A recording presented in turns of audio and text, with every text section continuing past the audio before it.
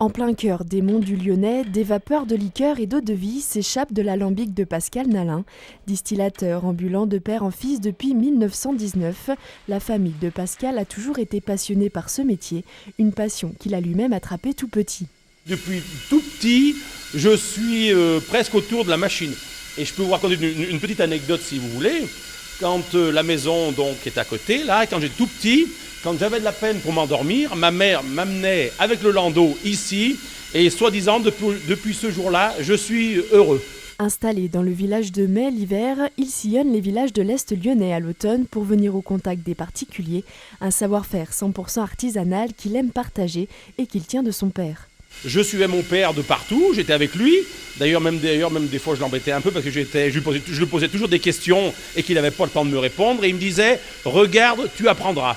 Et tout seul, au fil des années, j'ai appris. Et puis maintenant, je suis très heureux que tout ce que mon père m'a transmis, comme surtout sa passion pour le travail. Parce qu'il faut être aussi patient pour distiller. Avec son alambic, Pascal fabrique essentiellement des eaux-de-vie à partir des fruits de la région, comme des prunes, des poires et des cerises. Au fil des années, les méthodes de travail sont restées artisanales, mais l'alambic, lui, a un peu évolué. Du temps de mon grand-père, il y avait juste un seul chaudron, comme ça, là. Il faisait le feu dessous au bois et au charbon. On appelait ça un alambic, un bain-marie, on appelait ça. Il faisait le feu dessous.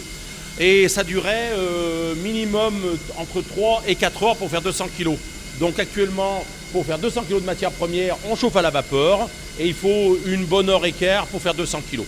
Et avec 200 kilos de fruits, 20 litres d'alcool à 50 degrés sortent de l'alambic. Loin d'avoir fait le tour du métier, Pascal perpétue ce savoir-faire de moins en moins répandu, avec toujours la même envie.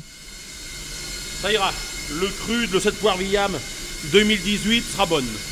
Depuis quelques années, Pascal s'est lancé dans le whisky afin de diversifier son entreprise pour que celle-ci perdure encore de nombreuses années.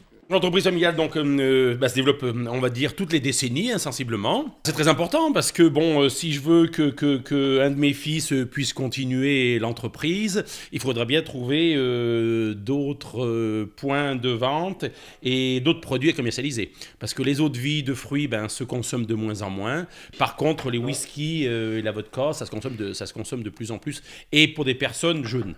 Pour déguster la première cuvée du whisky de la distillerie Nalin, rendez-vous fin 2018.